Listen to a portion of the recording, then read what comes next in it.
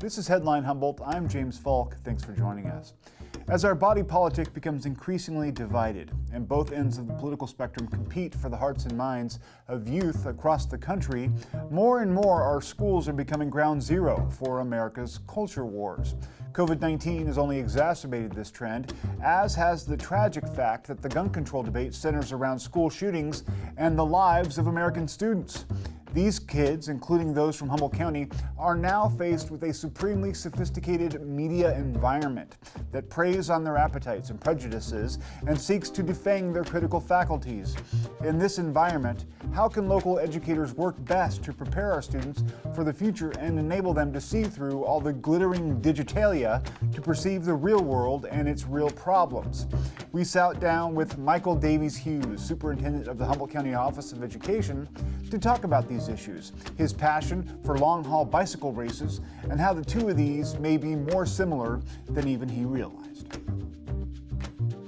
So let's first start with your background and how you've ended up in education and what your arc has been in that field since you graduated from college. Sure, let's start with my background. So I am a Welshman.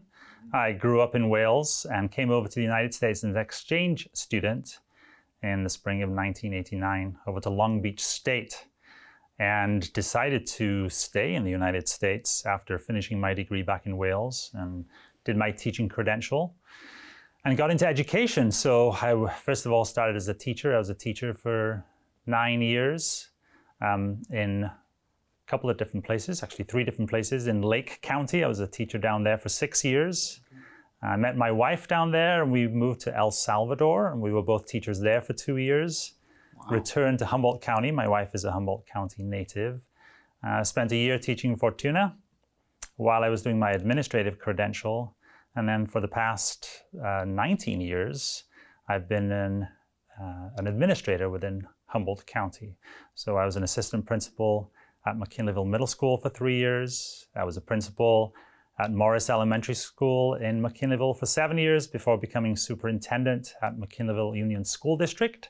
And then I moved over to Eureka City Schools as the assistant superintendent of educational services. I was there for 6.5 years before having this opportunity to be appointed as the superintendent of schools for Humboldt County.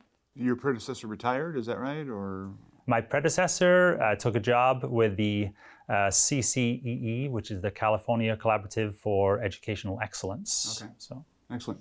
Now, to back up into that story a little bit, what made you decide you wanted to stay in the United States or come back? What led you to that? Just an amazing experience, James, when I was an exchange student. You know, I grew up in this very small farming community in Northwest Wales. And the opportunities within the United States were such that, it excited me. I'm an enthusiast of the great outdoors, and obviously in California, there's just so much opportunity for, going on adventures. Really, the people also drew me, and maybe that's what made me stay more than anything else, is just the friendships that I forged, the hospitality, the kindness that the people showed me here. And it was just somewhere I wanted to explore. And I really didn't think I was going to become a citizen of the United States, which I eventually became. But every year that bond with this country and its people grew stronger. Yeah, excellent. Now, so can you describe for me, you're in education, but you went to school in Wales until you ended up in an exchange program here. What's the difference? I imagine you were probably a little bit younger in university. Isn't that how it works? Or can you describe for me how it works over there? Yeah, sure. I graduated high school, went straight into university, and at 18 years old. So, a 3-year course, that's mostly what people have, is a pretty prescribed 3-year course. You have to declare your major much earlier than you do in the United States. So in the United States, usually the first 2 years of college is around general education. And then you really determine, the path that you want to take as far as a major. Whereas in the UK, you have to make that determination really at 16 years old, because the subjects that you take for the last 2 years of high school really are prerequisites for going into the university. And then you stick to that whatever course that you have. And if you change course, then you've got to kind of start over in many ways. You do have to declare earlier in the UK. Yeah. Any thoughts on which system seems better at this point since Yeah, you've that's a experienced good both? question. I believe that I like the opportunity to explore different avenues. I knew some friends back in Wales that, they got into their first year of university and realized, this is not for them, and they really didn't have anything to fall back on. They hadn't been exposed or experienced other tracks. And I think that put them at a disadvantage. And I think that here, that opportunity is there to explore first, make a decision later. Yeah. Now before we started recording, we were talking about some of your passions. You mentioned the race across America. I don't know if I got that name right. That's correct, yeah. But sort of extreme sports, long distance endurance activities. First of all, describe for me what it is that you like to do in that regard and why. Yes, great question. And yeah, this is something that I discovered really later in life. So in 2016, on a whim or as a challenge to myself, I entered a 24-hour bicycle race. I've always enjoyed extreme cycling or extreme adventure. And this was an opportunity to really test myself. Did pretty well in it and thought, I wonder what the next step is on this. And it was a qualifier for the Race Across America, which is a 3,000-mile bicycle race from Oceanside, California to Annapolis, Maryland.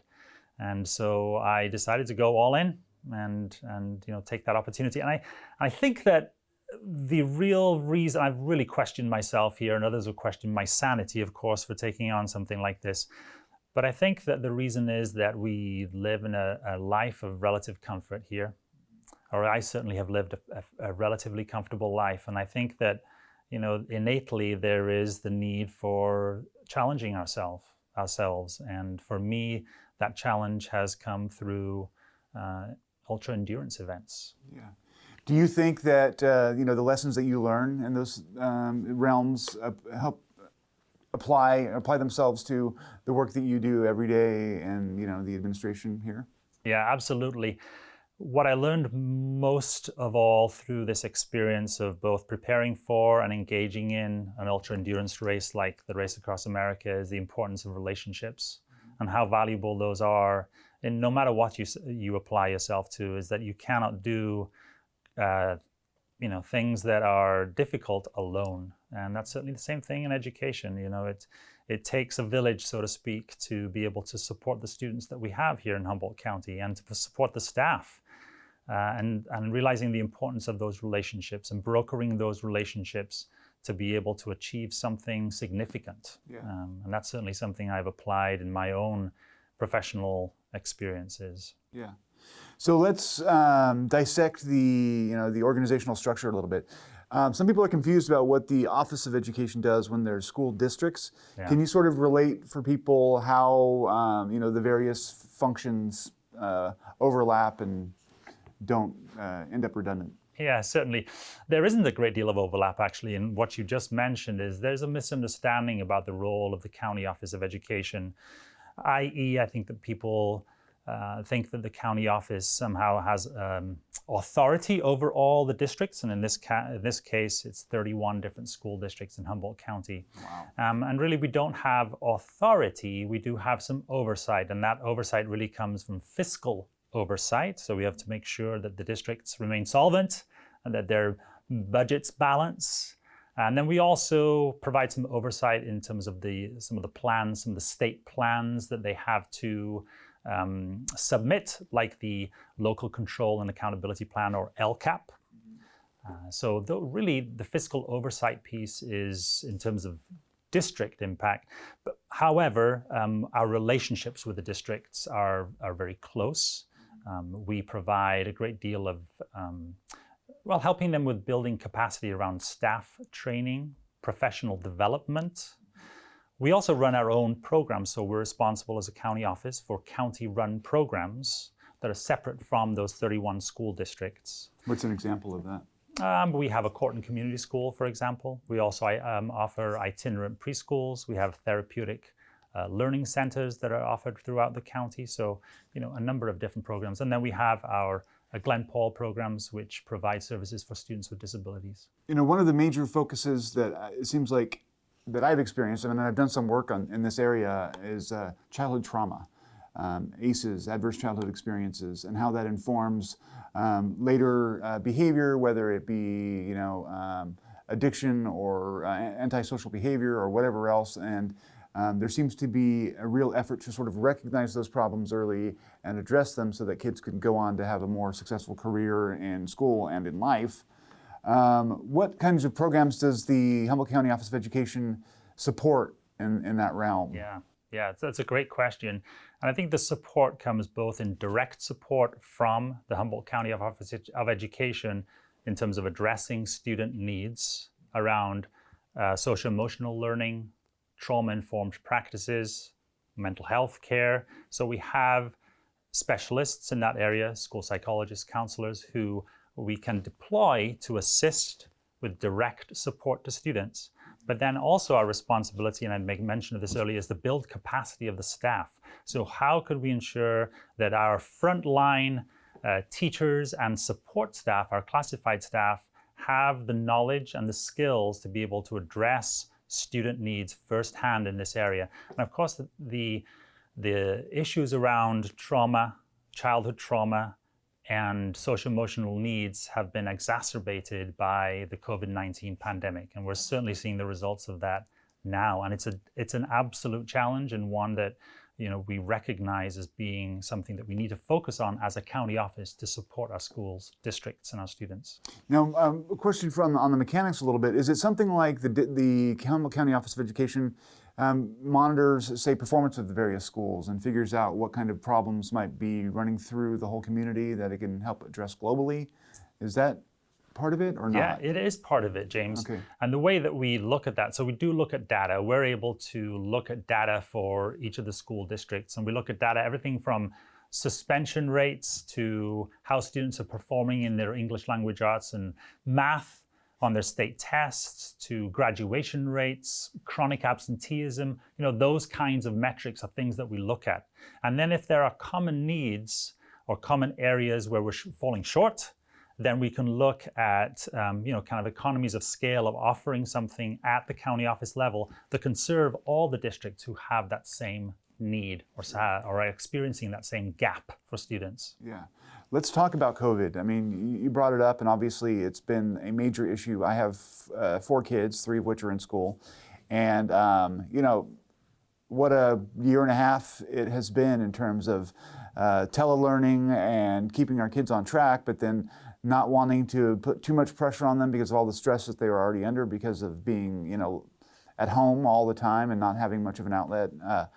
So I guess, what would you say has been the most direct impact of the pandemic on children? And, the big question is, are we going to recover? People talk about this year as if it was a lost opportunity. Kids did learn, though, and they are going to take something from this that other generations of kids didn't have. I firmly believe that it's possible within each generation for them to take their experiences and make it into something spectacular. So, I think that there is going to be an advantage to it as well.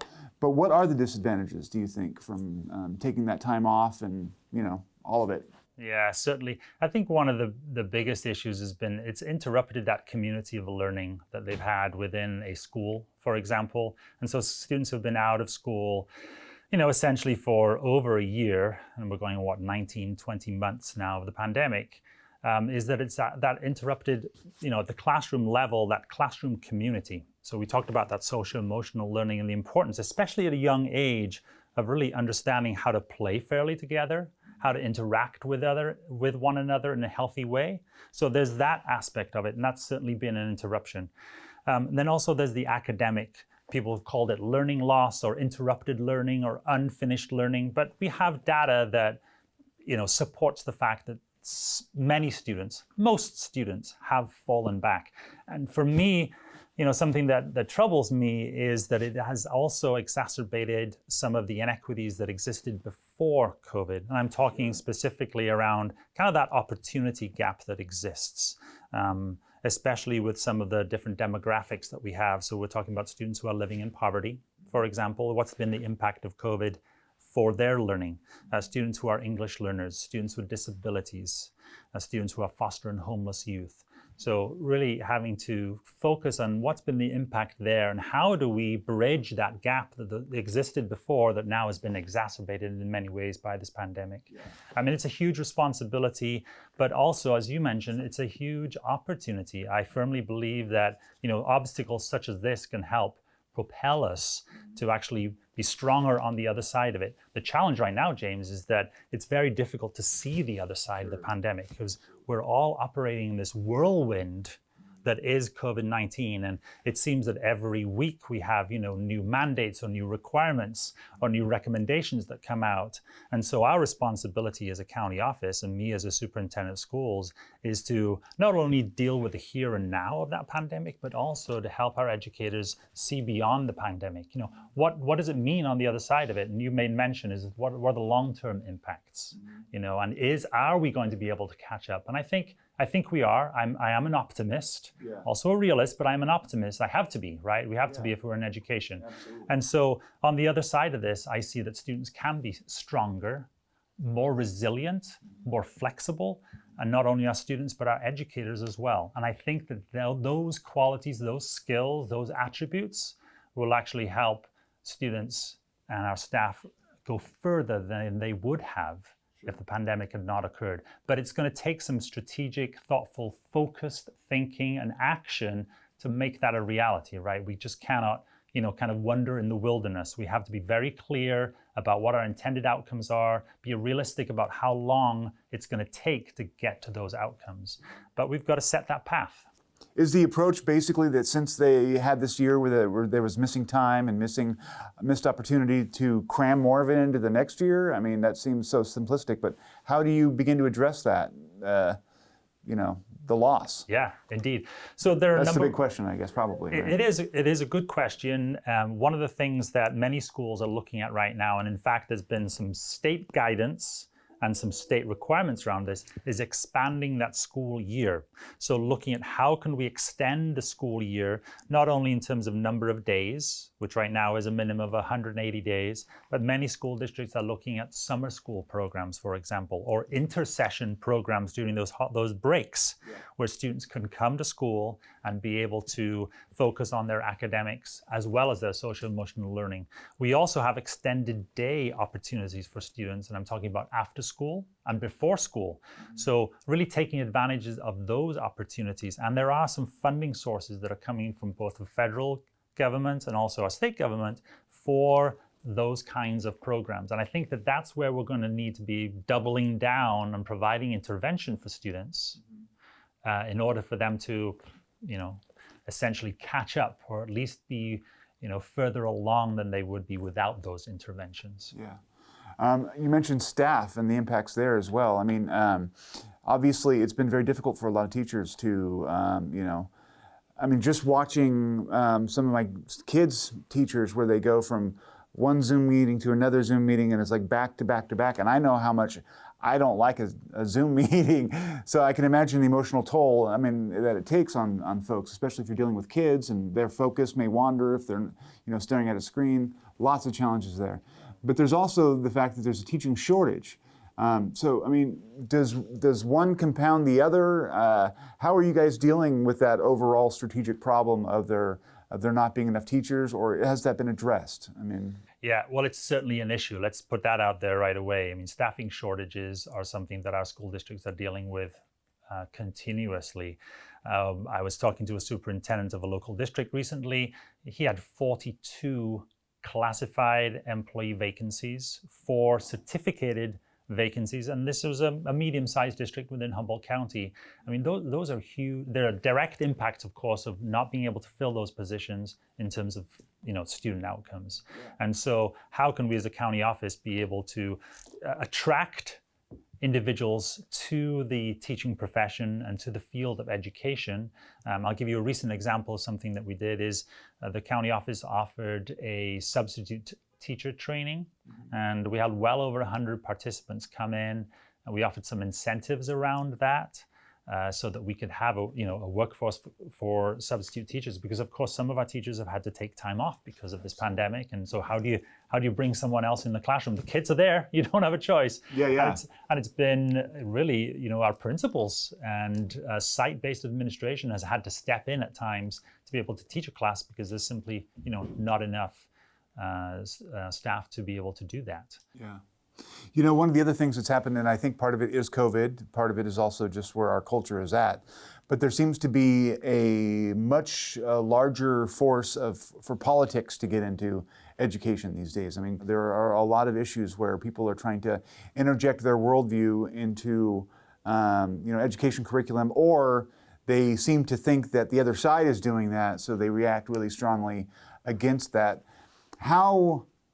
How can a small district where they have school board meetings, and if parents come in and they're all predominantly of one kind of political strain or another, how do you resist those elements? And can you? I mean, obviously you're democratically elected, so maybe you're supposed to go along with those kinds of zeitgeists, but I mean, what are your thoughts on that? Yeah, gosh, that's a really, that's a deep question, and obviously it has repercussions, not only what's happening at the school side or the district level, but just really, reflective of what's going on in our community as a whole. Absolutely. I can appreciate that non-educators have an interest in education, and I think that's a vital part of any educational community.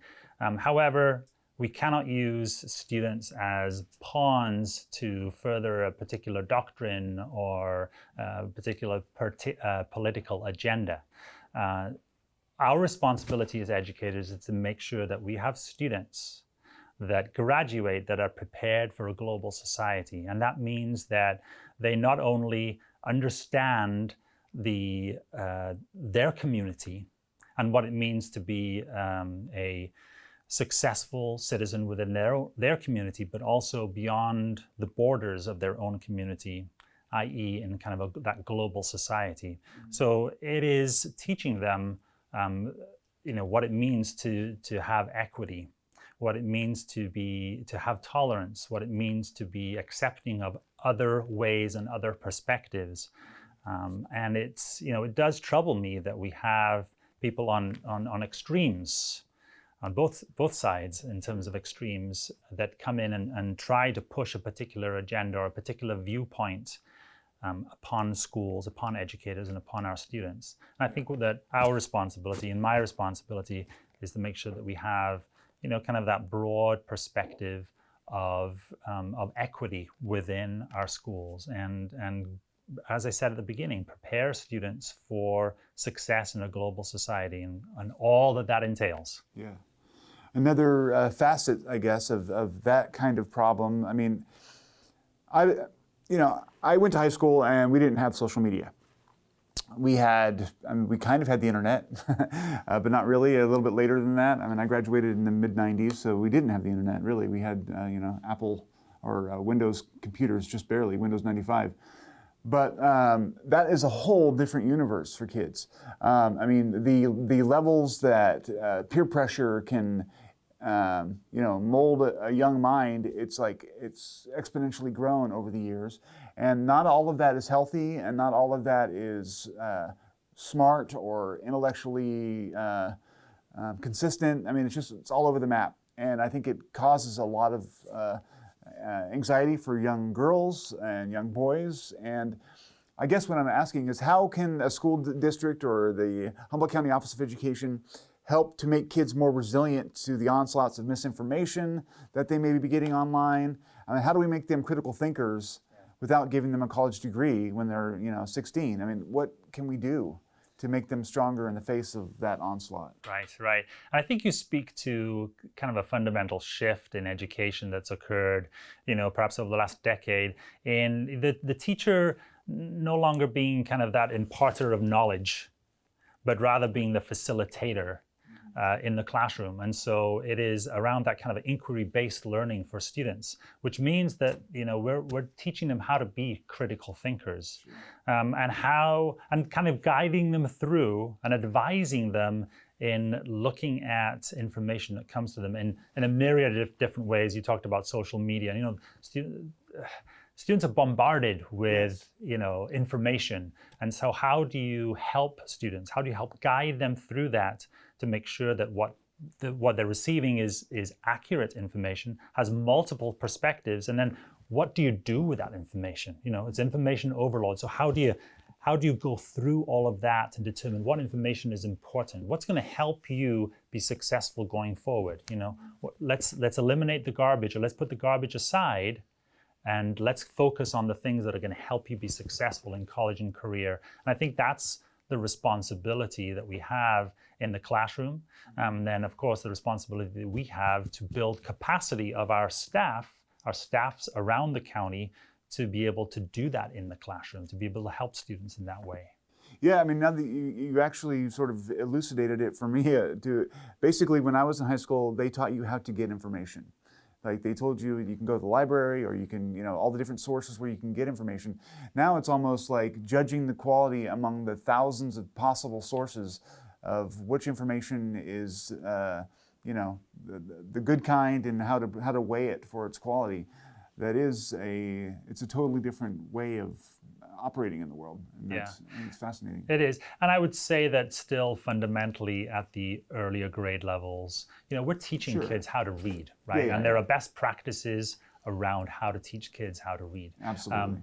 So it's, when I say teachers as facilitators, we also have to be very explicit and systematic about how we move students forward. And some of that involves just, helping them to learn to read, for example. Yeah. And I guess it really depends on the age of your kids, right? I mean, like I have a 7-year-old who's learning how to read, and then I have 2 teenagers who are constantly on social media and dealing with all of that maelstrom of things. So yeah, I think the other part of it, James, as well, is that you talk about students, some of it good, some of it bad, in terms of the effect of social media on the emotional health of students. We hear about things like cyberbullying, for example, an increase in teen suicide because of their being bullied online, or having a less than stellar self-view of themselves based on comments of others.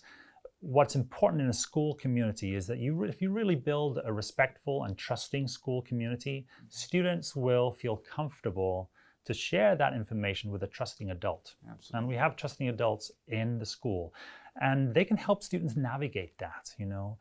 So that is the other piece that I think that we can help schools with is, how do you build a trusting school community where those conversations can take place, where parents can turn to get advice and to help them through some of these difficulties, because parenthood does not it doesn't come with a manual. You have to work through that. And I think as schools we can be brokers of achieving kind of a more holistic service for our families, not just students in the classroom, but our families, and how to navigate these difficult educational times that we have, and these challenges that students are having in our society. That's all the time we have for today, so I appreciate you answering our questions. Yeah, my pleasure. Anytime. Thank you so much. That's all the time we have for tonight. Thanks for joining us. Stay tuned, stay informed. Merry Christmas.